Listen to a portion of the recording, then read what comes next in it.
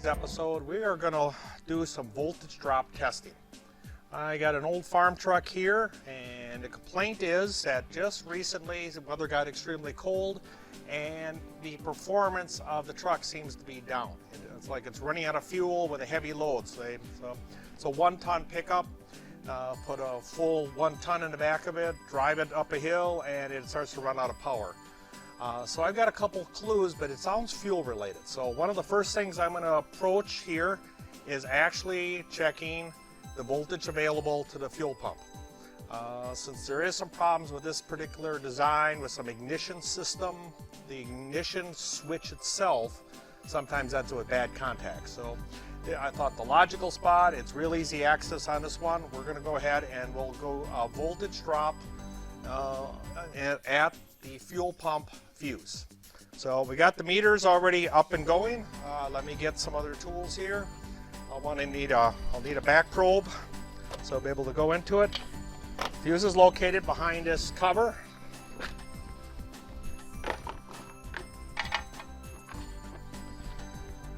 And it's easy to access. So all we have to do, I think I said the word easy to access. There's our fuse. So what we're going to want to do is I'm going to take advantage of having the 2 Snap-on meters here.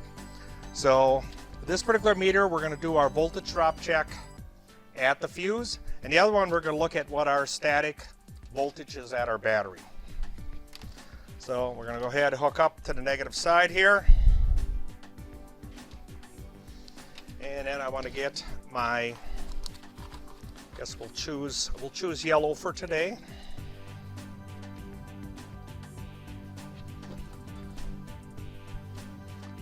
Up there. Let's see what we want. We drove the truck in not too long ago, so hopefully we'll still have a good charge in it. Okay, it's still got a little bit of a surface charge from the charging system. So we're sitting at 13 volts here, and we're not seeing anything here. Nothing's on, the key's off. So my next step is to go on and I'm going to cycle the key. We're going to go ahead and see what we have for voltage available at the fuse going to the fuel pump. That's past the relay. So we got a little bit of a drop differential there. I'm looking at 12.4. So there's a drop, not a successive drop, but there's a drop nonetheless. Fuel pump relay has been commanded off by the ECM, so it's only going to prime the pump, run for a couple seconds, and shut off.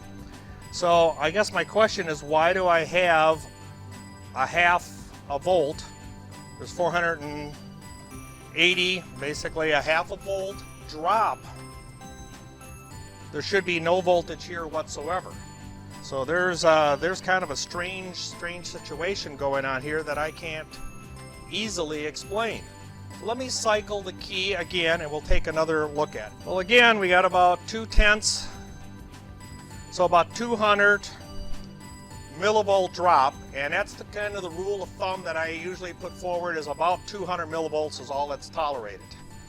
But it's really strange where when it cuts off here, I'm getting this voltage that should not be there. So what would be some logical things that could be unfolding? So I guess we're going to go and do a more in-depth voltage drop here, and one thing we always seem to forget about is the ground side of the circuit. So let me cycle the key off. All the systems shut down. This doesn't have any interior light, there's no under hood light. So we're looking at 12.6 on the battery. Basically now there's nothing. So whatever is completely shut down.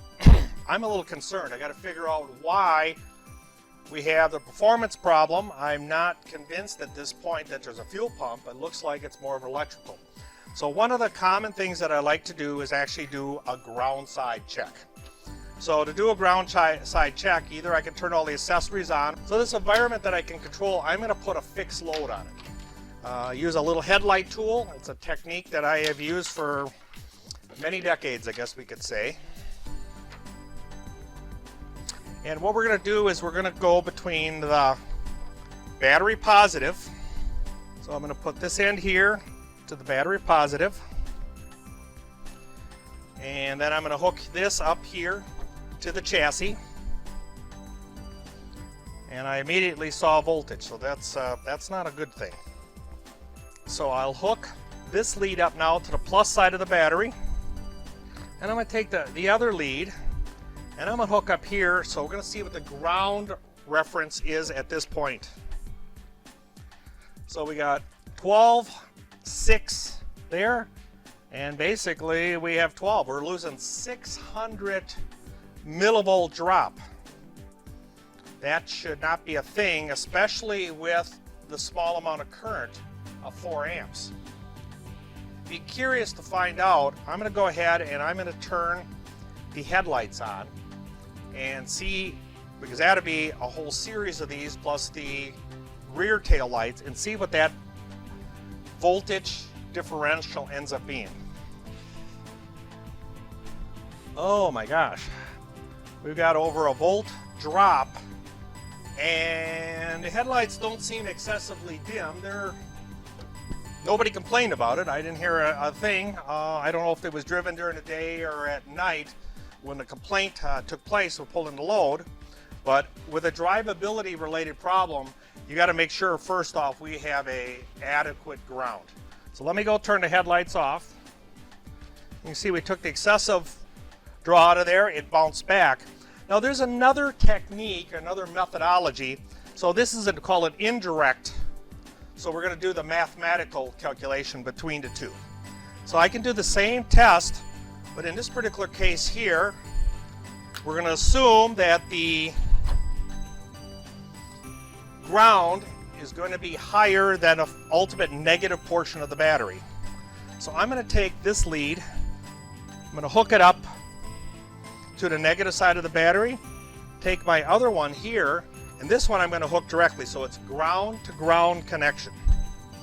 And you can see here again, the math works out. We got about a half a volt, so 0.52. So this one case here, we're 0.5, so a half a volt drop with 4 amp load on it. So this is a direct reading, not to be confused with that indirect. So I'm actually measuring the true voltage drop, referencing the meter's ultimate ground to the negative side of the battery and then to the chassis. So I'm going to go ahead and turn the headlights on to add a significant amount of current. So we have an excess of 1 volt drop coming across the chassis at this point. Looks like it varied a little bit. I don't know what the history is, but it'd be interesting to look around and see. The most common one is going to be the chassis ground, where it hooks directly up, and that's the main one. Otherwise, that current, that voltage drop right now is going through the drivetrain. So the most common, or one of the more common areas for this to get back to its source. So we've got about a half to 3/4 of a volt that will ultimately come in through, for example, the differential, through the differential bearings, through the U-joints, the needle bearings there, through the automatic transmission, and ultimately back to the block, through, in many cases, through the connecting rod and main bearings, to ultimately end up back at the battery. And it can actually, I've seen over the years where connecting rod and main bearings are nibbled away. It looks like a mouse nibbled on them. It was because there was a voltage drop condition, just like you're seeing here on the chassis. It's one of the more dangerous ones, causes a lot of drivability problem, because you got to think about the reference to the computer is based off of that, the point of reference. So we got a differential here. The fuel pump is based on one. The computer is going to have wires coming out, typically by the thermostat housing on these. That's going to reference. So these two now have a differential in it. And so no matter what it is, it could be an old truck like this, could be a tractor, could be a late model car. The chassis ground integrity is critical. So let me turn these headlights off. Okay, let's do a little searching. Okay, here it looks like right here below me, where all my meter leads are, is the chassis ground. So we got a lead coming off the negative side of the battery cable, going right to ground, and then there's another small ground coming off. The integrity here looks good. I don't see any problem. Got our load on there. We're still seeing this voltage. Let's go ahead, grab the ratchet with a 10 millimeter. Let's go ahead and tighten that up. I got a pretty significant drop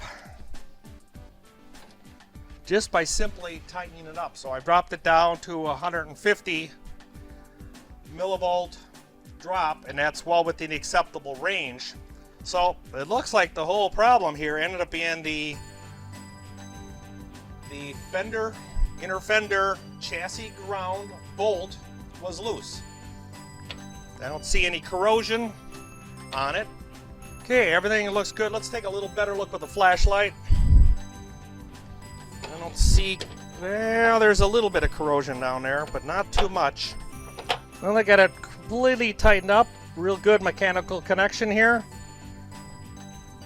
Yep, that was all it was. Just simply the bolt there that goes down to the fender from the battery to supply the ground reference. So I want to let that be a good example. Sometimes problems can be relatively simple. We'll still ultimately take it for a test drive, see if we can duplicate it. But since what they were complaining about, and I immediately found a problem, I know the depth of it, we definitely solved a problem, both hopefully short term for the drivability related issue, and long term of that chassis ground, putting the voltage back. So I want you to think about that for just a moment, and I want to elaborate on that. So a small half a volt constantly arcing. So if you even had a little battery, a half a volt battery, and you had a wire and you were just constantly touching it, completing a circuit on the surface of a bearing, what would happen? It would pit it over time. You had needle bearings, it would slowly weld them together. All that, you have a ring and pinion gear, it can basically burnish the ring and pinion gear. So these are all things to be very aware of. And this is as old can be, but it's a very, very common problem. So I hope you learned something in this section here. The next one we're going to go is move on to a tractor that's got some problems, and hopefully we can resolve that also. Well, in today's episode, we're going to try to troubleshoot a problem on this International 766 gas tractor that I have here. That is my winter tractor for moving bales out in pasture, my hay cutting, and so on. I like the gas engines. They're easy starting, except for recently. With the extremely cold weather we've had, I suddenly ran into a problem, and the problem ended up being the engine cranks fine, cranks fast, got new batteries in here, but won't catch. It basically kind of starts and then stalls out. And I'm suspecting fuel related. I did clean the fuel filter on there, no problem found there. So I'm suspicious of the area here for the fuel solenoid, fuel shutoff solenoid. So that's the area that we're going to look at today. We're going to do some electrical testing. Ran into some problems over the years along this line. I'm not going to condemn the expensive part right off the bat. We're going to take an approach here of doing voltage available and see if we have a voltage drop problem or not. So first thing we're going to do is I'm going to hook up my new to me meter. I got a Snapon with a nice large display, so we're going to give this a try. Okay, the first hookup we're going to do is put an adapter wire in, because I want to hook in here, and so what to do is we'll disconnect. I have this simple little jumper. Will give me good access to the connection point. So we'll go ahead here and make a hookup here. So that now coming in, and that's going to be the power, and I'm going to go find an adequate ground. In this case here, I think I'll be safe to go over to the alternator bracket. Since there isn't any rust and there's not any kind of plastics or anything on anything of this nature, the ground integrity at the alternator should be the same as the battery. I feel pretty confident. So that's the first thing we're going to do. And we got this set to volts. Now I actually want to see how much power we have at the battery itself. To see how much voltage we have available, let's go ahead and we use a secondary meter here. That's another Snapon 525 series, the older one. I always like this. You'll see I'm really starting to enjoy the big display on that one. So we'll go ahead and we'll hook that up. I'm going to go to the same common ground location. So we'll go ahead and we'll hook there, and I already got it opened up so I can get into my battery. Okay, this is after a fresh charge, so we still have a little bit of surface voltage in there. Charge, I made sure we were starting out with a fully charged battery. Hasn't even been turned on since I disconnected the charger. So next step I'm going to need to make here is to go ahead and turn on the ignition switch and see what voltage we have available here. Now we know that that should be really close, usually within at least a half a volt. So let's go ahead and make that test. Whoa! Well, that immediately gives me some indication I got a significant problem. I'm only showing 6.5 volts at that location. So I've got 13 volts with a little bit of a surface charge in it here, and I got 6.5 volts here. I got a significant high resistance load coming out here to the solenoid. So no wonder, when it's cold, that solenoid is incapable of pulling back. That's why I have to try multiple times, and I just get lucky. So it's hit that threshold value of that amount of voltage drop. So the next task we're going to have is figure out where the problem is. I know on the wiring on this, it's almost all under the cab, so I'll have to figure out where we're at and see if we can make a difference. Well, after some work underneath the tractor, I found a connection point in right where it goes to the relay, and I cleaned it all up. It was pretty corroded, and we'll pull the wire back, did a nice clean job on it, put some dielectric grease in it, and now we'll go ahead and we'll see if there is a difference. So we can see we're still looking at about the same voltage level here, so nothing has taken place. The key's been off during the test, so the proof is going to be once we turn the ignition key on if I fixed it or I did not, if we have a deeper problem. Okay, that's actually pretty positive here. We've got 13.16 and we have 12.05. There's a volt drop on an older wiring harness. So it's not a perfect scenario here, but there would be no problem energizing this solenoid at that level of voltage. So even when I'm cranking, and if the cranking voltage would get below the magic 9.6 volts and an extremely cold start, you can still see I'd have plenty of voltage available to pull back that solenoid. But when it got down to cranking that low, I might have been down to 3 or 4 volts, and that's not nearly enough to pull back that solenoid. So this was the approach that we took. So I did is I measured voltage here coming to the solenoid, the status at the battery, and determined the voltage drop. So that was the process that's used. It's a very common process in the industry, and it can be used on tractors and everything as you've seen across the board. So I hope you learned something today, and I thank you very much for watching, and have a great